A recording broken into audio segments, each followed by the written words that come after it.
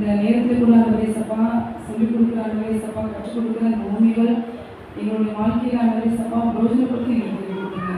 அடிய உங்களுக்கு நீங்கள் வெளிப்படுங்க. இப்போ தேசிய உங்களுக்கு நல்லவில்லாவே ஓமி அப்படிங்கிறத பற்றி ஒவ்வொருத்தரும் ஒவ்வொரு கருத்தை எல்லாருமே சொல்லி முடிச்சுட்டாங்க. தானே நானும் சொல்கிறேன். ஓமி அப்படிங்கிறது என்ன அப்படின்னா எளிமையான ஒரு கருத்தை புரிய வைக்கிறதுக்கு ஓமைகளை சபை என்ன பண்ணுறாங்க பயன்படுத்தி சொல்கிறேன்னா ஓமைகள். இந்த ஓமைகளை 3 பகுதிகளாக நம்ம என்ன பண்ணலாம் பிரிக்கலாம். என்ன அப்படின்னா உபதேச ஓமைகள், சுவிசேஷ ஓமைகள், இன்னொன்று என்னன்னா நியாய தீர்ப்பு அல்லது வருங்கால ஓமைகள் அப்படின்னு ஒரு 3 தலைப்பில் நம்ம இந்த ஓமைகளை பிரிக்கலாம். இந்த உபதேச ஓமைகள் அப்படிங்கிறது என்ன அப்படின்னா ஒருவர் அறிவுபூர்வமாக வழிநடத்துறதுன்னு வச்சுக்கலாம். அப்படின்னா அந்த ஓமையின் மூலமா ஆலோசனை வழங்குறது, அதுதான் என்ன அப்படிங்கிறது உபதேச ஓமைகள். அதுல எதெல்லாம் உபதேச உண்மைகள் வருது அப்படின்னு பார்த்தீங்க அப்படின்னா கடுகு, புளித்த மாவு, விதைக்கிற ஊமை, நல்ல சமாரியன், இப்படிப்பட்ட ஊமைகள் எல்லாமே எந்த ஊமைகள் வருது அப்படின்னா உபதேச ஊமைகள் வருது. ரெண்டாவது என்ன சொன்னா சுவிசேஷ ஊமைகள். சுவிசேஷ ஊமைகள் அதுலேயே வெளியிலே வந்துடுறது. அதன் மூலமா சுவிசேஷம் அறிவிக்கிறது. என்ன சுவிசேஷம்? ஆண்டவர் பாவத்துல உங்களை ரட்சிப்பாரு அப்படின்னு சொல்லி ஒரு நல்ல செய்தியை மற்றவங்களுக்கு சொல்றதுனா சுவிசேஷ ஊமைகள். இந்த ஊமைகள் என்னெல்லாம் வருது அப்படின்னா காணாமல் போன ஆடு, காணாமல் போன வெள்ளிக்காசு, காணாமல் போன குமாரன், இந்த 3 இதை நம்ம எடுத்துக்கலாம். லாஸ்ட் என்னன்னா நியாய தீர்ப்பு அல்லனா வருங்கால ஊமைகள். இது உண்மை நடக்க போற நியாய தீர்ப்பு பத்தி சொல்ற ஊமைகள், அப்படின்னா வருங்காலத்துல என்ன நடக்க போகுது அப்படின்னு சொல்ற ஊமைகள். அதுல என்னெல்லாம் வருது அப்படின்னா 10 கனிகள், கனி போடாத அத்திமரம், கல்யாண விருந்து, மன்னிக்காத ஊழியக்காரன், இன்னும் நிறைய ஓமைகள் இருக்கு. நான் எக்ஸாம்பிளுக்காக என்ன பண்ணியிருக்கேன், எல்லாத்தையும் ஒரு 4 சொல்லியிருக்கேன். சரியா?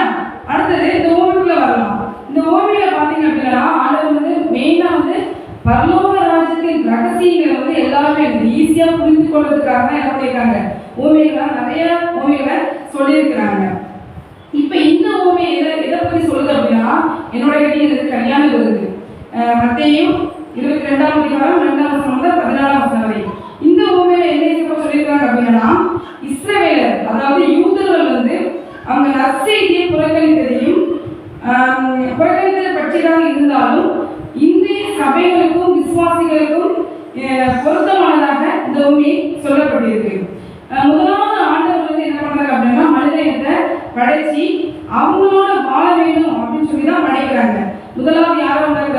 ஆதாம், ஏவாள், அப்புறம் என்னது நோவா, ஆபிரகாம் அப்படின்னு சொல்லி தெரிந்து கொண்டு அவங்க மூலமா அழைத்து கொள்ளப்பட்ட ஜாதியால் இஸ்ரவேலரை தன்னுடைய பிள்ளைகளாக தேர்ந்தெடுத்து அவர்களை அழைத்து அவர்களை ரட்சிப்புகளாக கொண்டு வர ஆண்டவர் நிறைய காரியங்களை செய்கிறாங்க. தொடர்ந்து தன்னுடைய தீர்க்கதரிசிகள் மூலமாகவும் தன்னுடைய ஊழியக்காரர்கள் மூலமாகவும் அவங்களுக்கு சுவிசேஷம் சொல்லிக்கொண்டே வருகிறார். என்னோட வாங்க, மனந்திரும்பி வாங்க, நான் உங்களை ஆசீர்வதித்து உங்களோட இருக்க விரும்புகிறேன் அப்படின்னு சொல்லி மீண்டும் மீண்டும் என்ன பண்றாங்க? இசப்பா தன்னுடைய தீர்க்கதரிசிகளை அனுப்புறாங்க. ஆனா யூத ஜனங்கள் கேட்கிறாங்களா? யாருமே கேட்கல. பல அற்புதங்களே செஞ்சாங்க. ஆனாலும் அந்த யூத ஜனங்கள் ஆண்டவரை இயேசு கிறிஸ்துவை என்ன பண்ணல, ஏற்றுக்கொள்ளவே இல்லை. அதனாலதான் தன்னுடைய குமாரனாகிய இயேசு கிறிஸ்துவை பூமிக்கு அனுப்பி அவர் மூலமா அவங்களை ரட்சிக்க ஆண்டவர் என்ன பண்றாரு, அனுப்புறாரு. அந்த ஏசப்பாவை ஏற்றுக்கொண்டாங்களா? ஏசப்பாவை ஏற்றுக்கொள்ளல. ஏசப்பாவையே அந்த யூத ஜனங்கள் என்ன பண்ணாங்க, நிராகரித்து அவரையே என்ன பண்ணாங்கன்னா சிலுவை மரணத்துக்கு என்ன பண்ணிட்டாங்க, ஒப்பு கொடுத்துட்டாங்க. என்ன சொன்னாலும் என்ன பண்ண இந்த யூத ஜனங்கள் மாறவே இல்லை. இப்போ என்ன பண்றாங்க? ஏசப்பா மறுபடியும் வரப்போறாங்க. எப்படி வரப்போறாங்க? மணவாளனாய் இந்த பூலோகத்துக்கு வரப்போறாங்க. மணவாட்டியோடு கல்யாண திருமணம் நடக்க போகுது. அப்ப மணவாளன் யாரு? ஆண்டவராகிய இயேசு கிறிஸ்து. மணவாட்டி சபை. சபையில யாரு? நம்ம எல்லாருமே சபை. இது கடைசியாக நம்ம எல்லாரும் என்ன பண்றோம்? ஆண்டவருடைய மணவாட்டியார் சபையா அப்படி ராஜ்யத்துக்கு போக போறோம். அங்கெல்லாம் என்ன பண்ண போகுது? ஒரு பெரிய கல்யாணம் நடக்க போகுது. இதை பத்தி நிறைய சொல்லிட்டாங்க. ரோசனி சொல்லிட்டாங்க, சுசீலி சொல்லிட்டாங்க, எங்க அம்மாவும் சொல்லிட்டாங்க கல்யாண சாலை விருது பத்தி. இப்ப நம்ம என்ன சொல்ல எல்லாமே பேசிக்கா மேக்சிமம் சொல்லி முடிச்சாச்சு. என்ன சொல்ல என்ன எடுக்கிறதே தெரியல. பட் எனக்கு தெரிஞ்சது ஆள் சொல்லி கொடுத்ததான் எனக்கு நான் உங்களுக்கு சொல்ல போறேன். ஆனா எல்லாருடைய கருத்து லாஸ்ட்ல என்னதான் இருந்துச்சு? எல்லாரும் என்ன பண்ணணும்? பரலோக ராஜ்யத்துக்கு அந்த கல்யாண விருதுல நம்ம எல்லாரும் என்ன பண்ணணும்? பங்கு பெறணும். அது மட்டும்தான் குறிக்கோளா இருந்துச்சு. சரி, இப்ப இந்த ஊமைக்குள்ள வருவோம். மத்திய மத்திய 22:1-2 நீங்க பாத்தீங்க அப்படின்னா அந்த ராஜா வந்து என்ன பண்றாரு, பரலோக ராஜ்யம் தன் குமாரனுக்கு கல்யாணம் செய்த ஒரு ராஜாவுக்கு ஒப்பா இருக்கிறது. அந்த கல்யாணம் வந்து ஆயத்தம் பண்றாங்க. அந்த கல்யாணத்துலாம் எல்லா இதுவும் ஆயத்தம் பண்ணுவாங்க. அந்த ஆயத்தம் பண்ணுவது அப்படின்றது எதை குறிக்குது அப்படின்னா சுவிசேஷத்தின் ஆயத்தங்களுக்கு ஒப்புமையா என்ன பண்ணுது சொல்லப்பட்டிருக்கு. இதுல இயேசு வந்து மணவாளனும் சபை மணவாட்டியும் இது எல்லாமே உங்களுக்கு மேக்சிமம் எல்லாருக்கும் தெரிஞ்சிச்சு. அந்த கல்யாணத்துல விதவிதமான பதார்த்தங்கள் அப்படின்னு சொல்லி ரோசனை சொன்னாங்க. ஞாபகம் இருக்கா? அது வந்து எதை குறிக்குது அப்படின்னு சொல்லி ரோசனை கிளியரா சொன்னாங்க. அப்படின்னா அந்த ஆசீர்வாதங்கள் வந்து என்னெல்லாம் இருக்கு அப்படின்னா பாவ மன்னிப்பு, தேவனுடைய கிருபை, அப்புறம் வந்து ஆறுதல், நம்பிக்கை, இது எல்லாமே என்ன அப்படின்னா அந்த ஆசீர்வாதம். அந்த கல்யாண விருந்துல விதவிதமான பதார்த்தங்கள் என்ன அப்படின்னா விதவிதமான ஆசீர்வாதங்களை குறிக்குது. அந்த ஆசீர்வாதம் என்னன்னு சொல்லி இப்ப நான் சொன்னேன். கிருபை, மன்னிப்பு, அமைதி, ஆறுதல், நம்பிக்கை, இது எல்லாமே எங்க இருக்கு? நம்மளுக்கு பரலோக ராஜ்யத்துல அந்த கல்யாண விருந்துல இருக்குது. இந்த இதுல வந்து தன்னுடைய குமாரனின் கல்யாணத்துக்கு என்ன பண்றாரு? ராஜா பலரை அழைக்கிறாரு. இதே போலதான் நமக்கு சுவிசேஷ அழைப்பும் அந்த விருந்தில் பங்கு பெறுவதற்கு அழைக்கப்படுறதும் அழைக்கிறாங்க. ஆனா உலகம் எங்கே உள்ள எல்லா ஜனங்களுக்கும் என்ன பண்ணுது? இந்த சுவிசேஷ அழைப்பு மூலமா என்ன பண்ணாங்க? அழைப்பு கொடுத்துக்கிட்டே இருக்கிறாங்க. அந்த தேவனுடைய ராஜ்யத்துல கல்யாண விருந்தை போல பல ஆசீர்வாதங்கள் ஆயத்தமாக தான் இருக்குது. ஆனா அந்த ஆயத்தமான விருந்தை நம்ம பெறணும் அப்படின்னா நம்மளும் என்ன பண்ணணும்? அந்த விருந்துல நம்ம பங்கு பெறணும். அப்ப எப்படி பங்கு பெற முடியும்? நம்ம சுவிசேஷத்தை கேட்கிறவர்கள் அந்த அழைப்பை ஏற்று வந்தா மட்டும்தான் என்ன பண்ண முடியும்? அந்த ஆசீர்வாதங்கள் அனைத்தையுமே நம்ம என்ன பண்ண முடியும்? பெற்றுக்கொள்ள முடியும். அடுத்தது 3வது வசனத்துல நீங்க பாத்தீங்க அப்படின்னா அழைக்கப்பட்டவர்களை கல்யாணத்துக்கு வர சொல்லும்படி அவன் தன் ஊழியக்காரரை அனுப்பினான். அவர்களோ வர மனதில் இல்லாதிருந்தார்கள். கல்யாணத்துக்கு வருமாறு ராஜா என்ன பண்றாரு? எல்லாரையும் அழைக்கிறாரு. ஆனா அவர்களுக்கு வரக்கு மனசு இருந்துச்சா? மனசு இல்லைன்னு சொல்லி இதுல குறிக்கப்பட்டிருக்கு. ஏசப்பாவை என்ன பண்றாங்க? தங்களுடைய ரட்சிப்பை பெற்றுக்கொள்ளுமாறு பாவிகளை என்ன பண்றாங்க? ஏசப்பா அழைக்கிறாங்க. ஆனா அவர்களால வர முடியும். பாவம் செய்யாம ஏசப்பா கூடும்போது வர முடியும். ஆனா அவங்களுக்கு என்ன பண்ண முடியாது? அந்த பாவத்தை விட்டு வரக்கு மனசு இந்த ராஜா வந்து கல்யாணத்துக்கு கூப்பிட்ட மாதிரி அவங்களுக்கு மனசு இல்லாத மாதிரி ஏசப்பா வந்து சுவிசேஷத்தை அறிவிச்சு நம்மளை கூட போகும்போது நம்மளுக்கு அந்த பாவத்தை விட்டு வர்றது நம்மளுக்கு மனசு இல்லாம தான் இருக்குது. அழைப்பு வந்து என்ன பண்றோம்? அசட்டை பண்றாங்க. இவங்களை போலதான் வந்து நம்மளை பல பேரும் என்ன பண்றோம்? ரட்சிப்பை பெற்றுக்கொள்றதுக்கு ஏசப்பா அழைக்கும் போது அந்த அழைப்பு வந்து நம்ம என்ன பண்றோம்? அசட்டை பண்றோம். எதுக்கு அப்படின்னா அது வந்து காசு போட்டு கிடைக்குதா? கிடையாது. அது வந்து என்ன பண்ணுது? இலவசமா கிடைக்குது. அந்த இலவசமா கிடைக்கிற எந்த பொருளுக்குமே என்னது மதிப்பே இருக்காது. இலவசமா எப்பனாலும் நம்ம வாங்கிக்கலாம், அப்பதான் இருக்கும். அப்ப அந்த இலவசமா கிடைக்கிறதுனால அந்த பொருளோட மதிப்பு வந்து நம்மளுக்கு என்ன பண்ண மாட்டேங்குது? தெரிய மாட்டேங்குது. அநேக நேரங்கள்ல நமக்கு என்னது சுத்தமா அது தெரிய மாட்டேங்குது. அதுல 4வது வசனம் பாத்தீங்க அப்படின்னா 4ல அப்பொழுது அவன் வேறு பணிக்காரர்களுக்கு நீங்கள் போய் இதோ என் விருந்தை ஆயத்தம் பண்ணினேன், என் எருதுகளும் கொழுத்த ஜந்துக்களும் அடிக்கப்பட்டது, எல்லாம் ஆயத்தமா இருக்கிறது, கல்யாணத்துக்கு வாருங்கள் என்று அழைக்கப்பட்டவர்களுக்கு சொல்லுங்கள் அனுப்பினான். அழைக்கப்பட்டவர்கள் அதை அசட்டை பண்ணி ஒருவர் தன் வயலுக்கும் ஒருவர் தன் வியாபாரத்துக்கும் போய்விட்டார்கள். விருந்துக்கு போகாதவங்க என்ன சொல்றாங்க? தங்களுக்கு வேற முக்கியமான வேலைகள் இருப்பதை சொல்றாங்க. சில பேர் என்ன சொல்றாங்க? வயலுக்கு போறேன்னு சொல்றாங்க. சில பேர் என்ன சொல்றாங்க? என்னோட வியாபாரத்தை நான் பண்றேன், கவனிக்க போறது அப்படின்னு சொல்றாங்க. அப்ப விருந்தை விட அவங்களுக்கு என்ன முக்கியமா இருந்துச்சு? தங்களுடைய சொந்த வேலைகள் வந்து என்ன பண்ணுச்சு? அவங்களுக்கு முக்கியமானதா தெரிகிறது. இதே போலதான் நாமும் வந்து நம்முடைய சொந்த வேலைக்கு என்ன பண்றோம்?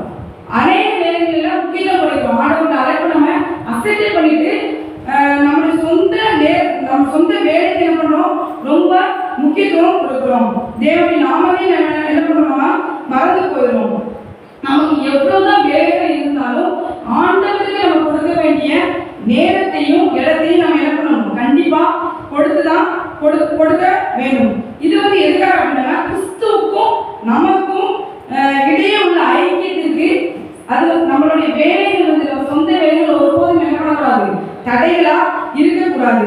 இதுல வந்து நம்ம என்ன பண்ணணும்? ரொம்ப கவனமா இருக்கணும். அடுத்தது பாத்தீங்க அப்படின்னா 6வது வசனம், மற்றவர்கள் அவன் ஊழியக்காரர்களை பிடித்து அவமானப்படுத்தி கொலை செய்தார்கள். ராஜா அதை கேள்விப்பட்டு கோபமடைந்து தன் சேனைகளை அனுப்பி அந்த கொலைபாதகரை அழித்து அவர்கள் பட்டணத்தையும் சுட்டெரித்தான். இதுல வந்து பாத்தீங்கன்னா ராஜா தன்னுடைய ஊழியக்காரர் அவமானப்பட்டதையும் கொலை பண்ணப்பட்டதையும் ராஜா என்ன பண்றாரு, கேள்விப்பட்டு கோபம் அடைகிறாரு.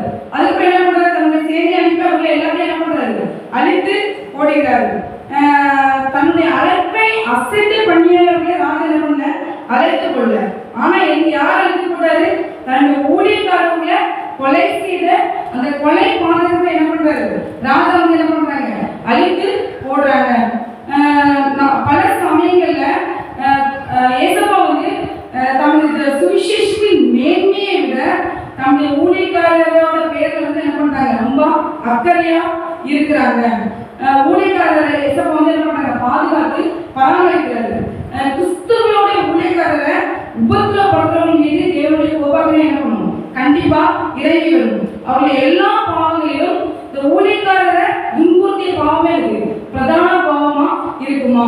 அந்த யூதர்கள் வந்து என்ன பண்ணாங்க, தேவனுடைய ஊழியக்காரரை துன்புறுத்தியதுனால அவங்க மீது என்ன பண்ணுது, தேவ கோபம் வருது. அந்த தேவ கோபத்தினால கிபி 70ல இருந்து அந்த ரோம பேரரசு இந்த யூத ஜனங்களுக்கு எதிராக எழுப்பி என்ன பண்றாங்க, அவங்க பட்டணத்தை எல்லாத்தையும் என்ன பண்றாங்க, அந்த பட்டணத்தையும் இந்த யூத ஜனங்கள் எல்லாத்தையுமே என்ன பண்றாங்க, அழித்து போடுறாங்க. இப்போ எக்ஸாம்பிள் நீங்க பாத்தீங்கன்னா பழைய ஏற்பாட்டுல சவுல் சமூகத்தை நீங்க பாத்தீங்க அப்படின்னா பெலிஸ்தருக்கும் இஸ்ரவேலருக்கும் யுத்தம் வரும். லாஸ்ட் யுத்தம் வரும்போது இஸ்ரவேலர் வந்து என்ன பண்றாங்க, தோக்குற நிலைமைக்கு தோக்குறாங்க.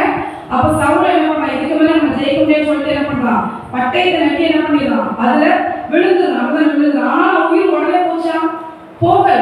அவன் உயிர் இருந்து ஊசலாடிட்டு இருக்கான். ஃபர்ஸ்ட் என்ன பண்றான், தன்னோட ஆயுததாரியை கூப்பிட்டு என்ன பண்றான், என்னை வெட்டி போட்டு அப்படின்னு சொல்லி இந்த சவுல் வந்து சொல்றான். ஆனா அந்த ஆயுததாரி என்ன பண்றான், பயப்படுறான்.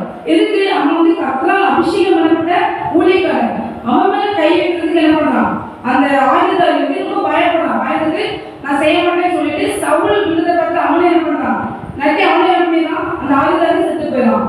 அப்போ அந்த 2 சாமுவேல் 1ஆம் அதிகாரத்துல பாத்தீங்க அப்படின்னா அந்த வழியே யார் வராங்கன்னா ஒரு வாலிபன். அந்த வாலிபன் யாரு அப்படின்னா அமலேக்கியன். உடனே சவுல் என்ன பண்றாரு, அந்த வாலிபனை கூப்பிட்டு நீ யாரும் கேட்கிறாரு, என்ன சொல்றான், அமலேக்கியன்னு சொல்லி சொல்றான். அப்ப நீ எனக்கு வந்து உயிர் வந்து ஃபுல்லா போகல, அதனால என்ன பண்ணிடு, என்னைய கொண்டு போட்டு அப்படின்னு சொல்லி சொல்றாரு.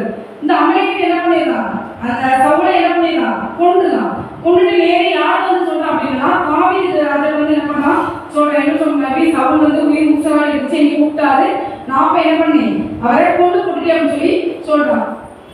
அப்ப தாவீது ராஜா நீ யாருன்னு சொல்லி கேட்கிறாரு.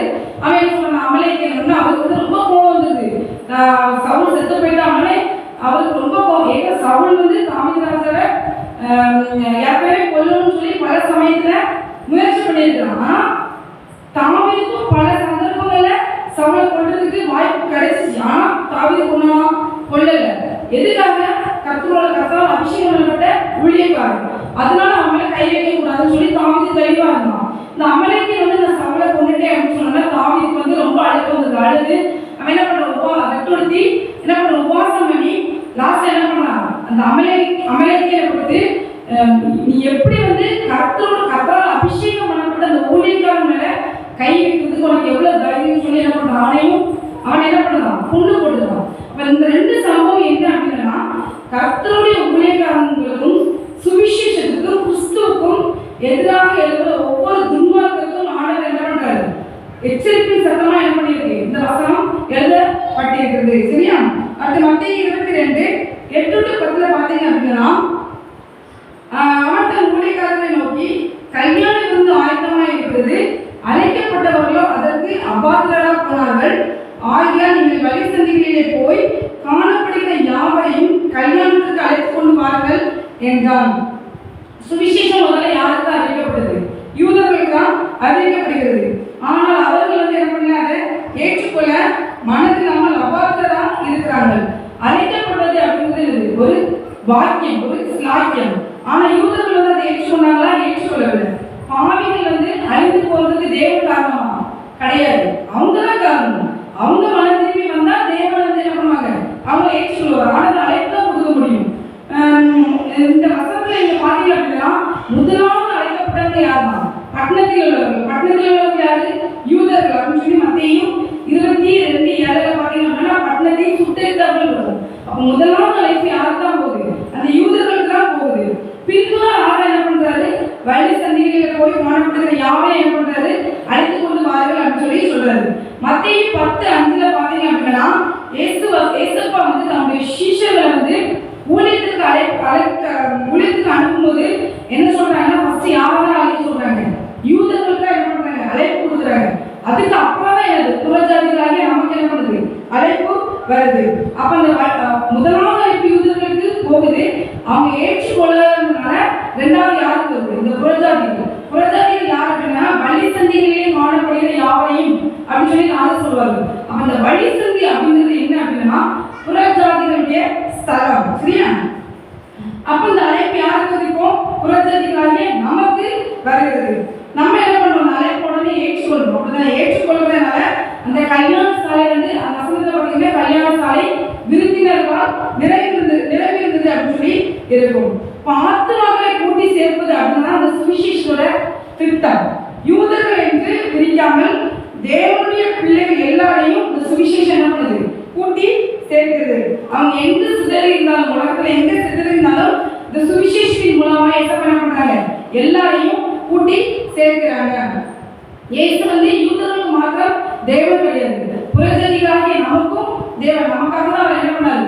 அடிக்கப்பட்டார், நொறுக்கப்பட்டார், சிலுவையில அறையப்பட்டு உயிர்த்தெழுந்தாங்க. அதை நினைத்து நாம இன்னும் ரட்சிப்புல நம்ம வராம இருந்தோம் அப்படின்னா இன்னைக்கு என்ன பண்ணுவோம்? ஆண்டவர்கிட்ட கிட்டி சேருவோம். அடுத்த மத்திய 22:10-11 பார்த்தீங்க அப்படின்னா லாஸ்ட்ல பார்த்தீங்க அப்படின்னா அந்த ஊழியக்காரர் புறப்பட்டு வழியிலே போய் தாங்கள் கண்ட நல்லார் கொள்ளார் யாவரையும் கூட்டிக் கொண்டு வந்தார்கள்.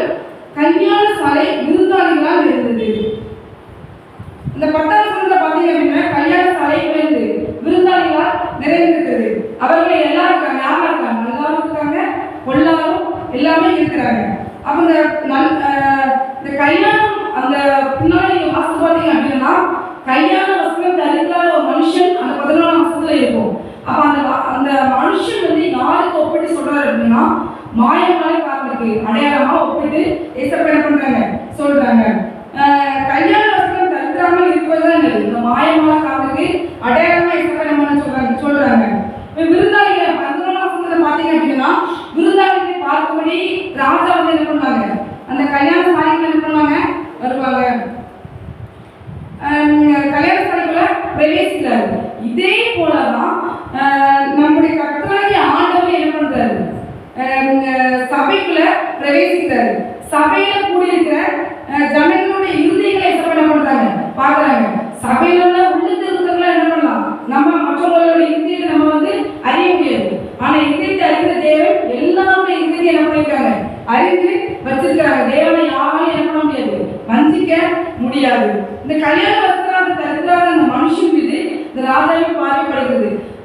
இப்ப எல்லாமே கல்யாண வஸ்திரம் தருது. இப்ப நம்மளே ஒரு கல்யாணத்துக்கு போறோம், நம்ம எல்லாமே என்ன பண்ணுவோம்? அதுக்கு ஒரு ஆடைகள் வச்சிருப்போம். அப்படிதானே? சும்மா அப்படி போக மாட்டோம். இப்போ அதுல ஒருத்தர் அழுக்கு ட்ரெஸ் போட்டு வந்தாங்கன்னா அது எவ்வளவு பெரிய கூட்டமா இருந்தாலும் அந்த அழுக்கு வஸ்திரம் தருக்கிறவங்க நிறைய தெரியவங்க தெரிய மாட்டாங்க. அதே போலதான் இந்த கல்யாண சாலை விருந்தினர்கள் ஃபுல்லா நிறைந்திருந்தாலும் அந்த கல்யாண வஸ்திரம் தரிக்காத அந்த மனுஷன் தனியா யாரோட பார்வையில படுறான்? இந்த ராஜாவோட பார்வையில என்ன பண்றான்? அவனால அந்த ராஜாவோட பார்வையில என்ன பண்ண முடியல, தப்பிக்கவே முடியவில்லை. இதே போலதான் நியாயத்திற்கு நாளையும் நியாயம் விசாரிக்கப்படுவதின் கூட்டம் எவ்வளவு அதிகமா இருந்தாலும் நம்ம யாராலும் அந்த நியாயத்துக்கு தீர்ப்புல இருந்து என்ன பண்ண முடியாது? தப்பிக்க முடியாது. நம்ம ஒழிஞ்சுக்கலாம் அப்படின்னு நினைச்சாலும் எவ்வளவு கூட்டம் இருந்தாலும் ஆண்டவர் என்ன பண்ணாரு? கரெக்டா என்ன பண்ணுவாங்க? தூக்கி அந்த நியாயத்துக்கு நம்மளை விடுவிக்கவே மாட்டாங்க. அடுத்தது என்ன? கல்யாணம் வந்து எதுக்கு ஒப்பனையா சொல்லியிருக்கு அப்படின்னா தேவனுடைய பரலோக ராஜ்யம் அப்படிதான் நம்ம யாருமே நம்ம அதே கேட்டிருக்கோம். இந்த கல்யாண வஸ்திரம் அப்படி இல்லைன்னா அது இன்னொரு பேர் என்ன கொடுத்துக்கலாம்? ரட்சிப்பின் வஸ்திரம். அப்படின்னா கல்யாண வஸ்திரம் ஆர் ரட்சிப்பின் வஸ்திரம். இது எதுக்கு ஒப்பனையா சொல்லியிருக்கு அப்படின்னா சுவிசேஷத்துக்கு கீழ்ப்படியும் மனுஷனுடைய இருதயத்தையும் பரிசுத்த ஜீவியத்தையும் குறிக்கிறது.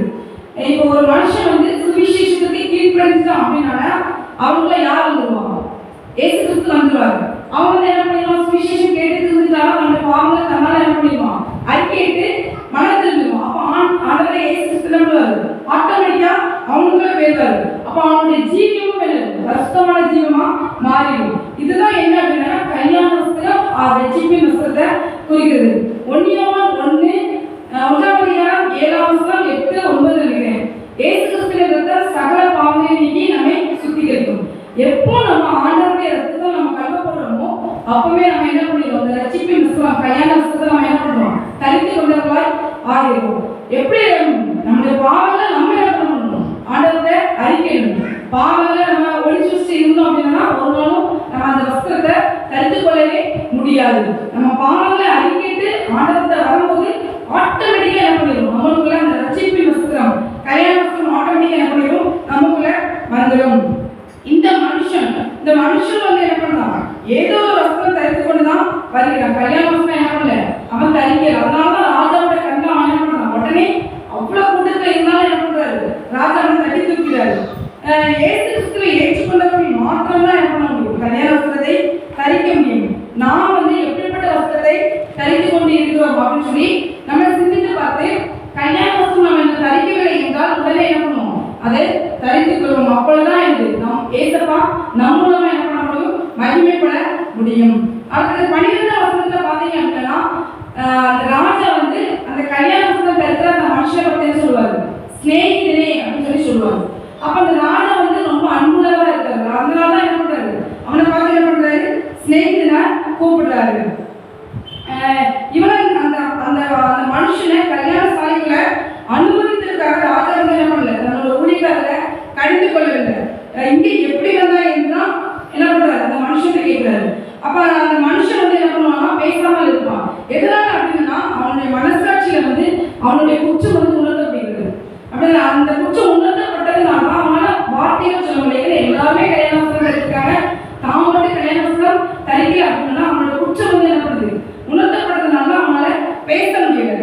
இதே போலதான் தேவனுடைய ஆலயத்துக்குள்ள நம்ம பிரவேசிக்கும் போது நம்முடைய இதயம் எப்படி இருக்கிறது என்று நாமே என்ன பண்ணணும், சோதித்து பார்க்க வேண்டும். கர்த்தருடைய பந்தியில நம்ம பங்கு பெறும் போதும் நம்ம சோதித்து பார்க்க வேண்டும். தாழ்மை இல்லாம பரிசுத்தம் இல்லாம கர்த்தருடைய பந்தியில வந்து என்ன பண்ணக்கூடாது, பங்கு பெற கூடாது. பரிசுத்தம் இல்லாம நம்ம கர்த்தருடைய பந்தியில பங்கு பெற்றோம் அப்படின்னா இந்த மனுஷனை பார்த்து இந்த ராஜா கேள்வி கேட்ட மாதிரி ஆண்டவராக இயேசு கிறிஸ்து நம்மளை பார்த்து என்ன பண்ணாரு, இங்கே எப்படி வந்தாய் அப்படின்னு சொல்லி தேவன் நம்மிடமும் கேள்வி கேட்பார்.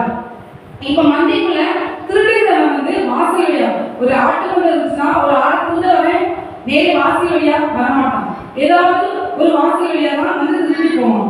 ஆலயத்துக்குள்ள நம்ம பிரவேசிக்கும் போது நம்மளாமே ஆராய்ந்து பார்த்து நாம இந்த ஆலயத்துக்குள்ள எப்படி வந்தோம், நேர் வழியில வந்தோமா குறுக்கு வழியில வந்தோமா அப்படிங்கறத என்ன பண்ணணும், நம்மளும் சிந்தித்து பார்த்து நமக்கு கல்யாண வஸ்திரம் இருக்கிறதா, நம்முடைய இருதயம் வந்து கர்த்தருக்கு முன்பாக செம்மையா இருக்கிறதா, நம்முடைய ஜீவம் பரிசுத்தமா இருக்கிறதா என்று நாம என்ன பண்ணணும், ஒவ்வொரு நாளும் நம்ம நிதானித்து அறிந்து கொள்ள வேண்டும்.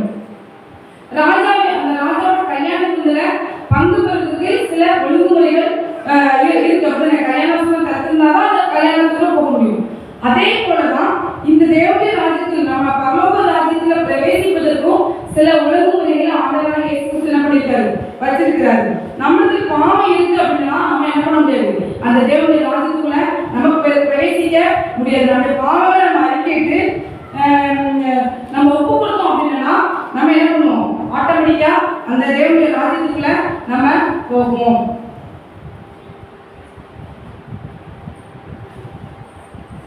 இதே போலதான் ராஜா வந்து என்ன பண்றாரு, அந்த மனுஷனை பார்த்து ஸ்நேகிதனே அப்படின்னு சொல்றாரு.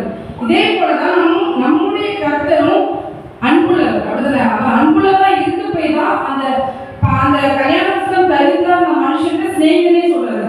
நம்முடைய ஏசப்பாவும் ரொம்ப அன்புள்ளவர், குறிப்பிடவர்.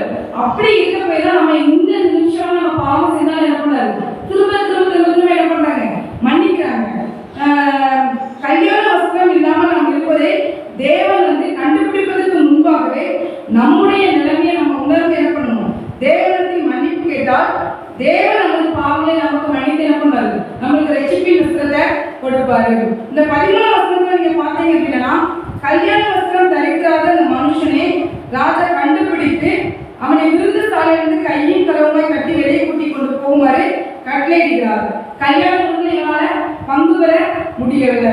நாமும் ரட்சிக்கப்படவில்லை அப்படின்னா, இந்த ரட்சிப்பின் வஸ்திரத்தை தரித்து கொள்ளவில்லை அப்படின்னா நம்மால என்ன பண்ண முடியாது, பரலோக ராஜ்யத்துக்குள்ள பிரவேசிக்கவே முடியாது. தேவனுடைய ராஜ்யத்துல நம்ம என்ன பண்ணுவோம், கண்டிப்பா வெளியேற்றப்படுவோம். இந்த மாயமானக்காரனாகிய அந்த கல்யாண வஸ்திரம் தரிக்காத அந்த மனுஷன் வந்து கல்யாண சாலையை விட்டு வெளியே கொண்டு போக சொல்றாரு இந்த ராஜா.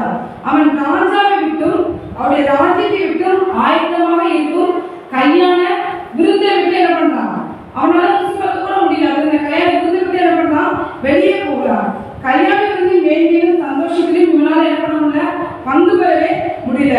நாம் கர்த்தருக்கு நம்ம கீழ்ப்படியாமல் ஆவிக்குரிய ஜீவியத்தில் வந்து தாறுமாறா ஜீவித்தால் தேவன் நமக்கு வைத்திருக்கும் சந்தோஷத்திலும் இளைப்பாறுதலிலும் நம்மால் என்ன பண்ண முடியாது, பங்கு பெறவே முடியாது. தேவனுடைய ஆசீர்வாதத்தை பெற்றுக்கொள்ள முடியாதவரை நாம என்ன பண்ணுவோம், வெளியேற்றப்படுவோம். அந்த கல்யாணம் தரித்திர அந்த மனுஷன் என்ன பண்றாங்க, லாஸ்ட்ல அழுகையும் பற்களையும் உண்டாயிருக்கிற புறமான இருளை பொருட்கள் அப்படின்னு என்ன பண்றாரு, ராஜா வந்து சொல்றாரு. அந்த புறமான இருள் எதை குறிக்கும் அப்படின்னா நரகத்தை குறிக்கும். பரலோகம் வந்து வெளிச்சத்தின் தேசத்தை வந்து என்பது குறிக்கிறது. இந்த பரலோகத்தை விட்டு வெளியேற்றப்பட்டவர்கள் என்ன பண்ணுவாங்க, கண்டிப்பா என்ன பண்ணுவாங்க, அந்த இருளான நரகத்திற்கு தான் என்ன பண்ணுவாங்க, கொண்டு போகப்படுவாங்க. அந்த நரகத்துல என்ன இருக்கும், கொஞ்சம் கூட வெளிச்சம் இருக்காது, ஃபுல்லாவே என்ன பண்ணுவோம், இருள் தான் இருக்கும். அவங்க நம்பிக்கையும் இருக்காது. அந்த நரகத்துல என்னதான் இருக்கும், ஃபுல்லா அழுகையும் கற்பழிப்பும் தான் இருக்கும். அழுகை வந்து எதனால உண்டாகுது, நம்ம அழுகிறோம் அப்படின்னா அழுகை எதனால உண்டாகுது, வேதனையினால. நம்மளோட வேதனை வந்து தாங்கிக்க முடியாத வேதனை வந்து தன்னை அறியாம என்ன பண்ணும், அழுகணும். இந்த பற்கழிப்பு வந்து என்ன, அழுகை வந்து என்ன, நம்ம வருத்தத்துல இருக்கும்போது வந்துருது. இந்த பற்கழிப்பு எதுல வருது அப்படின்னா நம்ம வேதனையில இருக்கும்போது என்ன பண்ணணும், இப்ப நம்மளுக்கு ஏதாவது ஒரு வழி வந்து ரொம்ப அப்படி பல்ல எடுக்கணும் அப்படி கண்டிப்போம் முதல்ல. அப்ப அந்த வேதனை மிகுதியினால் என்ன உண்டாகுது, பற்கழிப்பு உண்டாகுது. வருத்தத்தின் மிகுதியினால் என்ன உண்டாகுது, அழுகை உண்டாகுது. கர்த்தரின் ரட்சிப்பை பெறாத யூதரை மட்டுமின்றி உண்மையான ரட்சிப்பை பெற்றுக் கொள்ளாதவர்களையும் இந்த பகுதி என்ன பண்ணுது, சுட்டி காட்டுகிறது. இவர்கள் கண்டிப்பாக என்ன பண்ண முடியாது, பரலோக ராஜ்யத்துக்குள்ள பிரவேசிக்கவே முடியாது. இன்று ஆண்டவருடைய வருகை இருக்குமானால் நம்முடைய நிலைமை என்னவாகும், நம்ம கல்யாணத்துக்கு அறிந்திருக்கிறோமா என்பதை சிந்தித்து பார்ப்போம். மீண்டும் மீண்டும் நம்மளுக்கு என்ன பண்ணுது, அநேக மூலமா சுவிசேஷம், அநேக மூலமா அழைப்பு என்ன பண்ணுது, வந்து கொண்டே இருக்கிறது.